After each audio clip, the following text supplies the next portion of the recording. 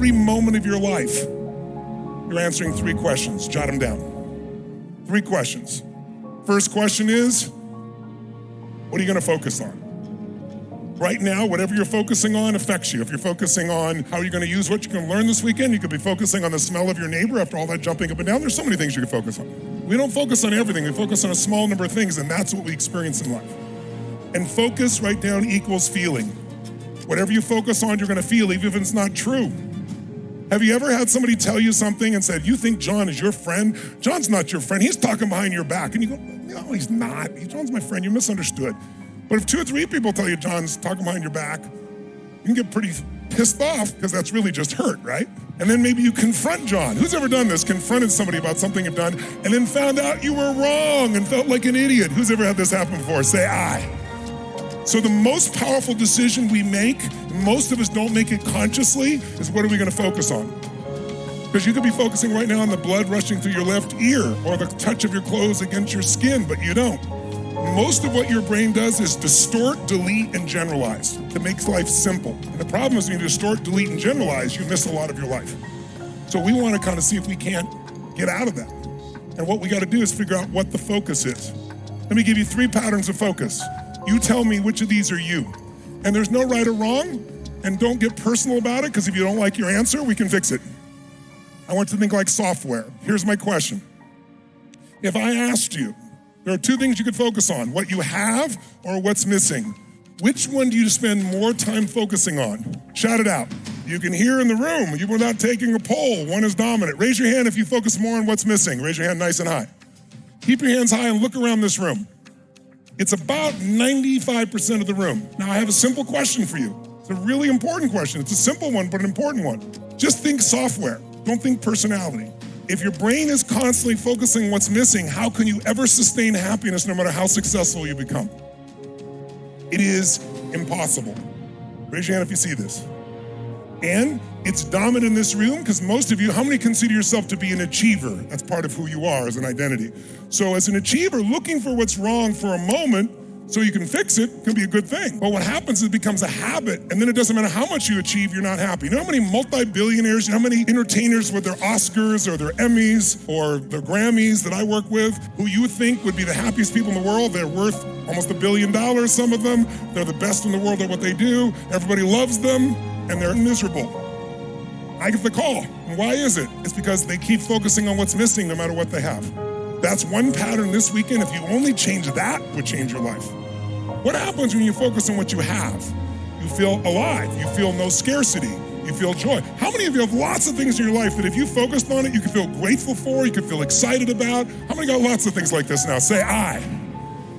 But it doesn't exist unless you focus on it. And we all have patterns of focus. The second question is, what does this mean? Because the minute you focus on something, you have to give it a meaning. Is this the end or the beginning? Is God punishing me? That's why this problem happened? Is God challenging me? Or is this problem a gift from God? See, if you think it's the end of a relationship, are you gonna feel the same way, act the same way as if you think it's the beginning of a relationship? Yes or no?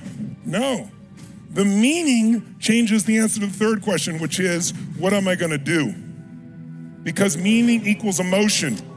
Whatever you give a meaning, you're gonna have a feeling. If you think God is punishing you, you're gonna have a very different feeling from that meaning than you think God is challenging you or this problem is a gift from God. How many follow here? Say I. People oftentimes have trouble in their relationship. You know why? In the beginning of a relationship, what's your focus? Are you trying to get them to give you things? Is that the primary focus? When you really love somebody, what will you do for them? Shout it out. What will you do? What will you do? What will you do? If someone says to you, would you take out the trash? Go take out the trash. What else can I do for you? In the beginning. But after 7 days, 7 weeks, 7 months, 7 years, or 70 years, somewhere between 7 days and 70 years, they go, could you take out the trash? You go, what do I look like? You're a janitor. You go, I don't know what it is. We used to have so much passion. What happened? If you do what you did in the beginning of the relationship, at the end of the relationship, you won't be in it. Because in the beginning, it wasn't a trade. You weren't measuring your meaning. You were focused on how to give. How many can relate to this here? Say I. Once you start measuring what you're getting, it's a transaction. Transactions don't make anyone feel good long term. I'll give you another one on focus, another pattern. Do you tend to focus more on what you can control or what you can't control, what's outside your control? Which do you tend to focus more on, what you can control or can't control? And watch this, it'll be a different pattern this year, I guarantee you. Raise your hand if you focus more on what you can control. Raise your hand. Keep your hands up nice and high. Look around. It's about 80%. How many focus on what you can't control? Can't control. And it's about 20. So it's about 75, 25 or 80, 20. But notice this one is more focused on what you can control, more people. That's why you came here. How many of you came here so you could take more control of some area of your life here? Say, aye. That's why you're here. And how many of you know someone that you wish came with you that frickin' needs this way more than you do, and they're not here? Why? They focus on what's missing, I guarantee you, and they focus on what they can't control, or they think this is just some guy talking, that can't change your life, which is really an unconscious belief that I can't change it. Now, some of you have both. What's missing is your focus and what you can't control. How are you gonna feel? Just forget you personally. Think as a software in the brain. What is someone gonna feel who's constantly focused on what's missing and what they can't control? What would you have to feel, my friends? Come on, tell me. Sad, frustrated, angry, depressed? But think about this. This is how we function. So why are they still depressed? Because they're still focusing on what's missing and they're focused on what they can't control. And I'll add one more.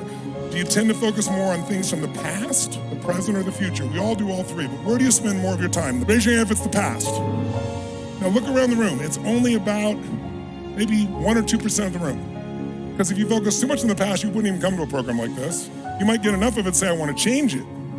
But if you focus in the past since you can't control it, makes it pretty tough. How many focus more in the present? That's where you spend more of your time, in the present moment. How many focus more on the future? Watch this. Look at this future-based room here. Because that's what achievers do, right? We're focused on how to create a better future. Many of you came for that. So what's the goal? Well, certainly you want to use all three, but if you're going to spend your predominant time and you want enjoyment, it's the present. If you want to create a great life, it's the future. So it's a balance between the present and future.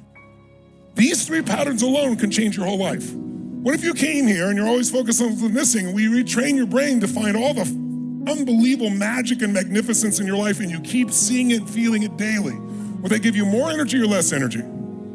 Hell of a lot more energy, and that's what's going to change it all. So our focus is the first question. Second question is what's going to mean? Is this the end or the beginning? Will that change how you feel? And based on how you feel, will you answer what to do differently? You bet. These three questions are happening every moment of your life.